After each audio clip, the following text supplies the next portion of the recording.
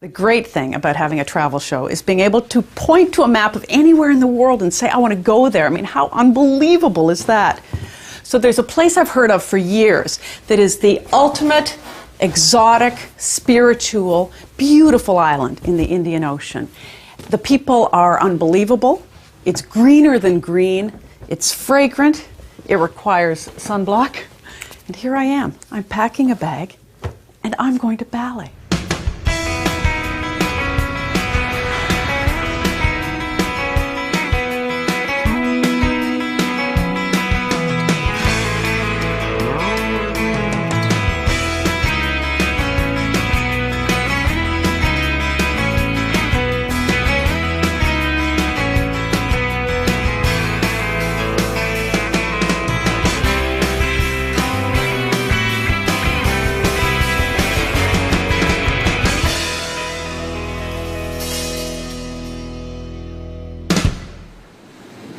Bali, I think, is what the Garden of Eden tried to be on a good day. There is a natural spiritual quality to the beauty of this island and its people that may be beyond any turn of phrase or television image to properly convey. But hey, I'll give it my best shot. Bali is one of 3,000 or so islands strewn along the equator that make up the sprawling country of Indonesia. It's far, but there are easy connections by plane from places like Singapore. I will be going from Uluwatu in the far south to Ubud, the legendary artist's town, to Jadalui in the heart of the island. The magic takes hold in a heartbeat, the first contact with the fearsome, fantastic faces of Bali's myth and legend. This is the Temple of Ulaanbaatar. When we were planning this trip to Bali, we assumed we would go to Besaki, which is the most important temple here. It is sort of the mother of all temples, the most sacred site to the Balinese Hindu by a volcano, a little further north from here. But when we got here and we started asking some, old Balinese hands, people who'd lived on the island for years, what was the most sacred, beautiful place to them, they said without exception, you must go to Kintamani. You have to go to Batur. And it was great advice. The volcanic setting is ungodly beautiful. In the distance, Mount Batur and the sacred lake, and don't even think about swimming there. It is the fountainhead. It's the source of all the water that makes Bali the greenest place on earth. This temple dates from the 11th century and honors the goddess of the lake, and there she is, holding her little vessel of holy water. And I have it almost to myself, except for one lovely family who smile warmly and get on with their day. There are endless, mystical things to explore about Bali's landscape and culture. And it may not be the highest intellectual point of departure, but I have to know, how do the women carry those things on top of their heads? I don't know how you do this. Do you need the towel? Can I do that? Can you show me?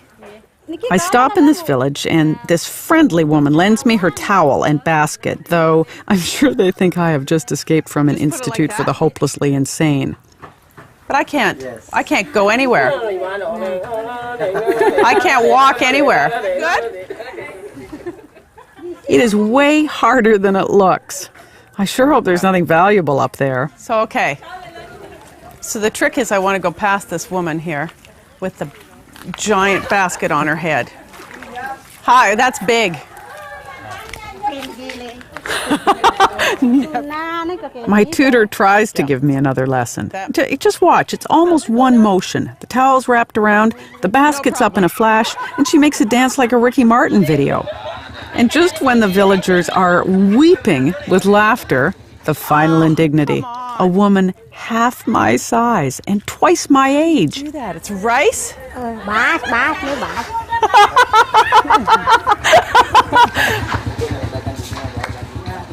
As Bogey once said, Louis, this could be the start of a beautiful friendship. I want to be like you.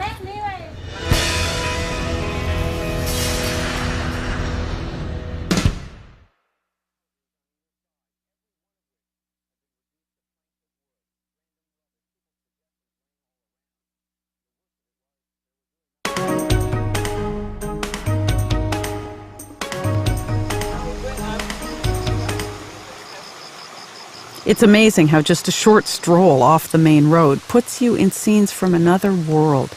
Here, our hotel guide takes us on a trek along the ridge at Sian and back in time. Along the river, women from the village take a break from their daily chores for a bath, as oblivious to the camera as they must have been to the artists who once flocked to paint them, the legendary bare-breasted beauties of Bali. The classic image of the Balinese bare-breasted beauty was fostered by some of the early tourists and artists who came here and painted these voluptuous, sensuous, beautiful women. And in fact, when Charlie Chaplin came here between marriages, he said he was profoundly disappointed that these women were in fact enormously virtuous and chaste and not at all what he was, I guess, hoping from seeing their pictures. It seems crazy. We're a short cab ride from town, but it's miles of unspoiled jungle.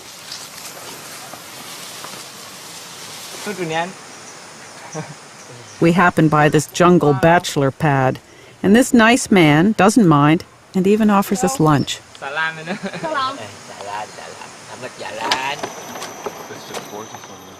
A barely visible footpath takes us up the green hills, across rickety footbridges to the village. This is the village? Yes, this is the village of Sian. Yeah, that's the clubhouse we call Baung, the clubhouse with... Everywhere is a chorus of dogs and roosters. Most Balinese are Hindu, and their spirituality and everyday life are inseparable, really. This family, all dressed up and so gorgeous, are off to a temple ceremony. In Bali, there is always a temple ceremony happening somewhere. More on that in a minute. Now, this old girl isn't going anywhere dressed like that, but I thought she was just great.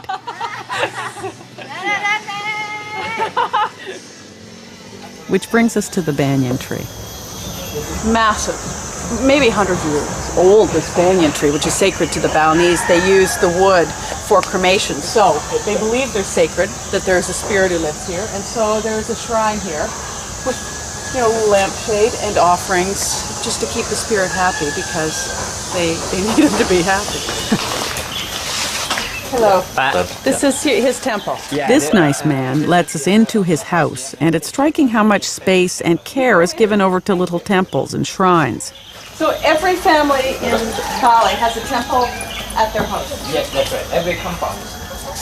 So there are shrines for God, For the God, one the ultimate supreme God. There are also shrines for ancestors. For the ancestors, and that is the shrine for look after the house, and that is the shrine for the rice paddy. It's lovely, really. All the spirits past and present that need constant tending. And it's not like, make these beautiful offerings or you will die a horrible death kind of thing. It's done with care and affection to achieve peace and harmony in the material world. There seem to be more temples than people here, and each temple's anniversary means a ceremony or an odolan like this. There's one every 4.5 minutes, all day, every day. Well, not really, but it seems that way.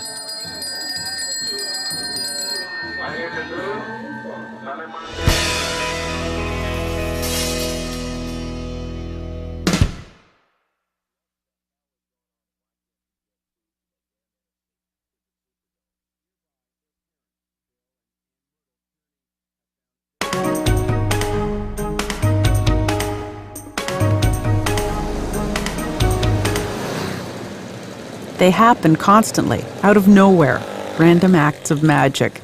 Driving down the main street of Ubud, the artist's colony, a clang of bells and a flash of color leaps past the window. I'm barely in time to catch a glimpse of the rarely seen dance of the virgins, or legong. The dogs bark, buses roar by outside, but they whirl away, impossibly beautiful in their vivid silk dresses and timeless choreography. Much to my regret, the dance ends, and the temple blessing at this odolan begins. They're back to being just pretty young girls, but their faces linger in my memory. The breathtaking beauty and serenity just continues, especially if you're staying at one of the 2 Four Seasons in Bali. A design magazine review called the Four Seasons at Siam Paradise Found. On top, there is an elliptical lily pond and this otherworldly sort of palace, antique, coconut and marble that unfolds perfectly down to the Ayang River. You can lie here and have a Balinese massage, which is fairly rigorous. I try to keep my eyes open because I can't imagine ever seeing anything like this again. But a girl's got to eat. A warung in Bali is a place you get something to eat. It could be a roadside stand, corner store, fancier, like this one, Made's Warung, which is an institution in Kuta. People love the communal tables. Where else can you just unwind with a glass of bintang at the end of a rough day in Bali? So I have ordered what is supposed to be the signature dish here called nasi campur. The food here is basically Indonesian. Satays and peanut sauces, curries, and a hot sauce called sambal, which ranges from merely spicy to nuclear. And it costs so little, it can be a very cheap vacation once you get here. It's made from chili. It's very spicy. Very hot. Very hot. So am I tough enough for the sambal? Yeah. Could be. All right, I'll go slowly. Thank you. Okay. All right, I'll go very slowly on the sambal. And I'll taste something. Which is grand. Hello. How are you? This is a jewelry shop in the village of Chaluk. Just looking around. Where's the gold? Gold's over here. Each town here specializes in a different artistic medium. Silver, weaving, painting. This would be your gold capital of Bali. And I am being really bad. So if you are my husband, get a sandwich now. Hoops. Is there anything that's sort of typically Balinese? Something Balinese style, maybe like this one. Of course, I'm attracted to a pair of earrings that are worth the gross national product of Iceland. Something like this. This is barong design. Let's see. Is there a mirror? The hotel guide says offer less than half of the opening price. But the owner, whom I nickname Honest Edna, is relentless. How much? Yeah. This one, that Saying rupiah. what, 675,000? 6,750,000 rupiah. Ah! Is that $3,000? No, what dollars? 3 million. US. Oh, US. That $675. Yeah, that's, That I don't less. think. But you, Yeah. I give less, yeah. Yeah, I know, but I still think that's Yeah. that's really expensive. Yeah, 350. Okay. But I don't want to spend that much. In life, they're ultra laid back and gracious. In retail, they're persistent. Don't you worry, I give you guarantee that the real gold 22 karat. No, I know. It's just how much money I want to Tell me, spend. so how much you can do maximum? $200 I could give you cash. All right, okay, I think. give you. Really. Sure, yeah, because for me we need money soon, yeah. I sell Yeah. you for 250. Okay. Okay. All right. Yeah, Okay. yeah. That's I just. And the earrings, they assure me depict happy Balinese spirits, are mine. I have It better be good spirits. Yeah, that good spirit, yeah, that's a pendant. It's a lot of good luck I was buying. Well, I was definitely not expecting to spend that much money. Who was that animal in there bargaining? But anyway, look, I got a very cute little box to put them in, and I think I better start wearing silver jewelry. No, thank you. No, thanks. Here, too, on the beach at Kuta, the beach vendors are forever right in your face.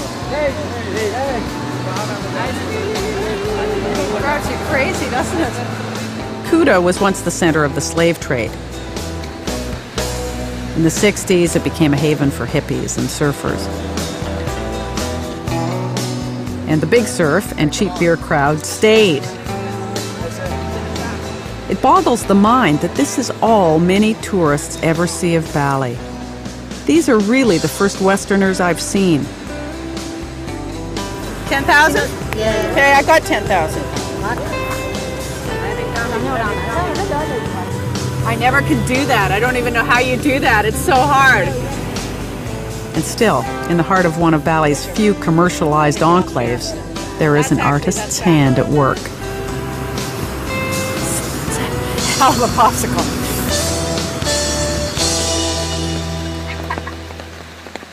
Planting rice looks like hard work for something the Balinese believe is a gift from the gods. I love the ducks you see all over the fields. They waddle around eating bugs, fertilizing the soil, and showing up on menus in local restaurants. Sorry, guys. But if rice and tourism are the backbones of the economy, the heart of the society is artistic. Creating beautiful things is just ingrained in their way of life. Even Noel Coward, no creative slouch himself, once observed, "It seems that each Balinese native, from the womb to the tomb, is creative. And though it's all terribly clever, there is too much artistic endeavor." The town of Ubud is the center of the extensive artistic community and a must to visit. It's full of galleries and shops, and the town itself is a work of art. Most striking is the Pura Saraswati, a temple complex sublimely set around a lotus pond and devoted to the goddess of learning.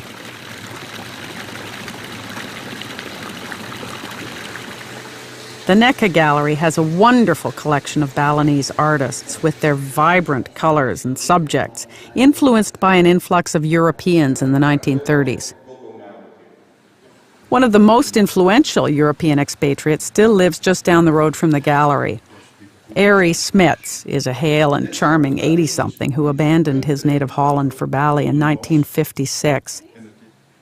It's impossible to exaggerate his stature in the eyes of the Balinese. He is a living piece of art history who founded a whole modern school of Balinese painting. Well, Bali, in my opinion, has everything. Culture, nice people, fertility, good food, and an opportunity to develop as a painter. He still paints and sells pieces internationally for small fortunes. He interprets the Bali landscape that he fell in love with, influenced by the masters he worshipped as a young man, Matisse, Pissarro. Has it been a perfect life? Oh, yes. Don't I look happy?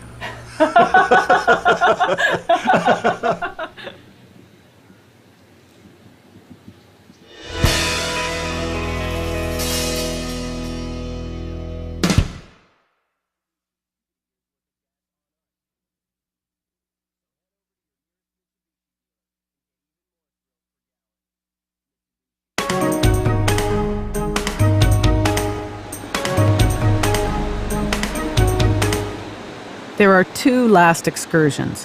One is here to the mystical temple of Uluwatu in the south, dedicated to the spirits of the sea. It's 1,000 years old, carved out of coral on a cliff high above the Indian Ocean.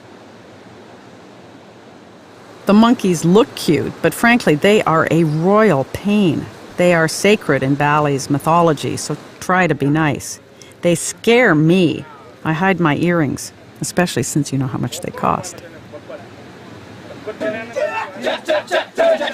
The monkey dance, or kecak, looks ancient, but in fact dates only from the 1930s, written for a film about Bali by a European transplant.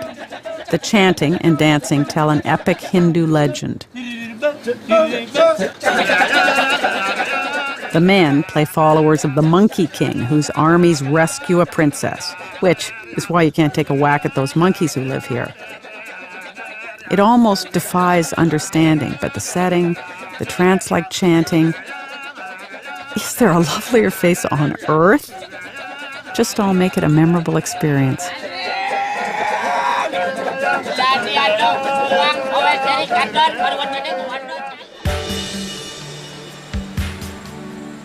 The best thing about the enormous power and influence of being a travel show host is that you can pick up a postcard of somewhere too beautiful to really exist and say, I want to go here.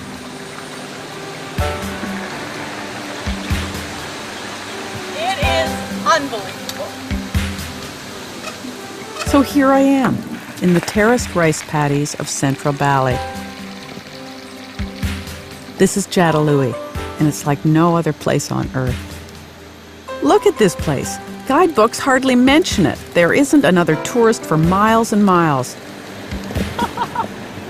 It just makes your jaw drop and hang there. The Balinese transformed their island over the last 1,000 years with these rice fields fed by the holy water of Lake Batur. The endless terraces made by hand look like a staircase to heaven. Of course, even in paradise you can get thirsty, and here is the convenience store at the edge of the universe. Fine, I need a drink. Please. Do you have Coke? How much? 3,000 rupees. 3,000. 3,000. Okay. That's Do you have small money? no, $3. Oh well. What am I going to do about it? Good. Thank you. Cheers. See you tomorrow. See you tomorrow. I wish. I have cycled all over the world, sort of, pretty much. This is the most beautiful place I've ever seen, ever in my whole life. It is lush, tropical solitude, our trip's grand finale.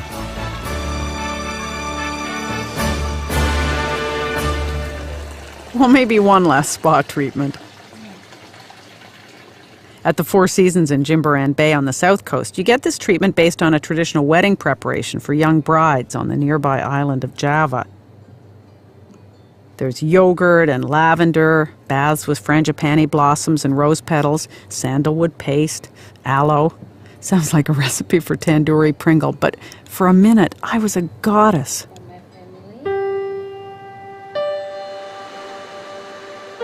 I am a minute from my hotel room in Siam and sitting in an oasis of serenity on the roof. Crazy. There are nicer beaches, higher mountains, more refined cuisine than here, but filter it through the spirit and karma of this wonderful culture and lovely people, and it's a place that touches you for life.